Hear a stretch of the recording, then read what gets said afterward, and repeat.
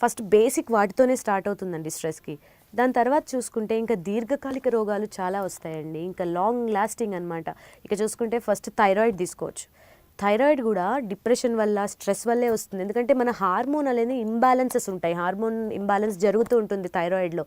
Thyroid gland అనేది ఇక్కడ ఉంటుంది కాబట్టి ఈ గ్లాండ్ మనం ఎలా అంటే మన స్ట్రెస్ అయినప్పుడు హార్మోన్, మన బాడీలో ఉన్న హార్మోన్ ఇంబ్యాలెన్స్ అవ్వడం మూలన ఈ గ్లాండ్ అనేది సరిగా వర్క్ చేయకపోతే మనకు థైరాయిడ్ అనేది వస్తుంది. దాంట్లో 2 టైప్స్, హైపో అండ్ హైపర్ ఉంటుంది.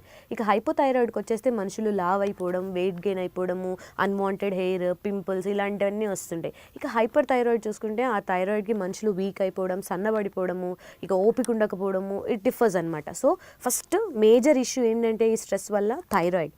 ఇక థైరాయిడ్ వస్తే లైఫ్ లాంగ్ అండి, మెడిసిన్స్ కంపల్సరీ వాడాలి, అక్కర్లేదు మానేయచ్చు ఉండదు, వాడాలి.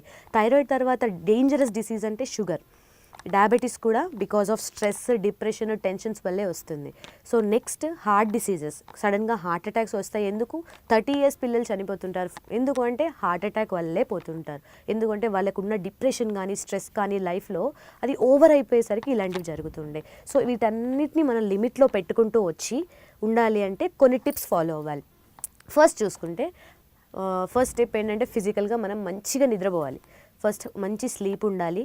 ఫుడ్ అనేది హెల్దీ అండ్ బ్యాలెన్స్డ్ డైట్ ఉండాలి. ఏ చిన్న విషయానికి ఎక్కువ ఆలోచించకూడదు. You should create a best అనమాట. చుట్టుపక్కల మంచి ఎన్విరాన్మెంట్ అనేది మనం క్రియేట్ చేసుకోవాలి. ఎలా అంటే మంచి వాళ్ళతో ఫ్రెండ్షిప్ చేయడం, అంత గుడ్ సర్కిల్లో ఉండడము, మంచి మాటలు వినడము, ఏదైతే మన మైండ్కి పాజిటివ్ వైబ్స్ వస్తాయో దాన్ని బట్టి మనం మూవ్ అవుతుంటే డెఫినెట్లీ అది స్ట్రెస్ అనేది రిలాక్స్ అవుతాం.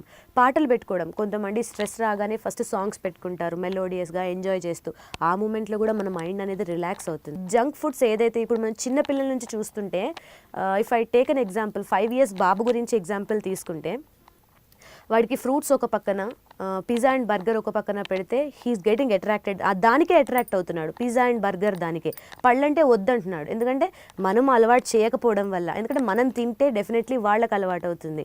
సో అలా హెల్దీ ఫుడ్ని మనం ఇంట్లో కూడా రొటీన్ చేసుకుని ఈవినింగ్ అవ్వగానే ఒక ఫ్రూట్ ఇచ్చి ఇది తినాలి అని పిల్లలకి మనం ఎడ్యుకేట్ చేయాలి. చేసినప్పుడు వాళ్ళు మారుతారు. So avoid junk food completely. Oil foods, fry foods ఇలాంటివన్నీ కంప్లీట్గా తీసేయాలి, విచ్ స్పాయిల్స్ యువర్ హెల్త్. ఈ హెల్త్ని పాడు చేసేవన్నీ తీసేయవలసిందే.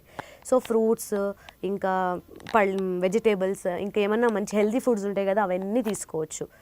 ఇక మనం చూసుకుంటే ఎక్కువ శాతం దైవ సన్నిధిలో గడిపినా కూడా మన స్ట్రెస్ అనేది చాలా రిలాక్స్ అవుతామండి. ఇప్పుడు చూడండి, మనసు బాగాలేదు, మేము గుడికి వెళ్తున్నామని కొంతమంది చెప్తుంటారు, కానీ కొంతమంది ఏముందని, కానీ డెఫినెట్లీ మనం ఆ దేవుడి దగ్గర కూర్చుని ఒక్క 10 నిమిషాలు దండం పెట్టుకున్నా కూడా, ఆ దేవుడి సాంగత్యంలో మనం ఉన్నప్పటికీ కూడా మన మైండ్ అనేది చాలా రిలాక్స్ అవుతుంది. సో ఏంటంటే మీరు ఈ స్ట్రెస్ని కంట్రోల్ చేసుకోవడానికి ట్రై చేయండి. చాలా యాక్టివిటీస్ చేసుకొని మన స్ట్రెస్ కంట్రోల్ చేసుకోవచ్చు, మన టెన్షన్స్ని కంట్రోల్ చేసుకోవచ్చు. ఫస్ట్ మీ మైండ్ మీ కంట్రోల్లో ఉంటే డెఫినెట్లీ అన్నిటికీ ఒక సొల్యూషన్ దొరుకుతుంది. సో ఇదండి, మీ మెకానికల్ లైఫ్లో మీరందరూ కంట్రోల్గా ఉండి స్ట్రెస్ని ఓవర్కమ్ చేయాలి. అప్పుడు మనకి డిసీజెస్ తగ్గుతాయి. ఇదేనండి లియో హెల్త్లో ఈరోజు నేను ఒత్తిడి పైన చెప్పిన టాపిక్. సో అందరూ ఫాలో అవుతారని ఆశిస్తున్నాను.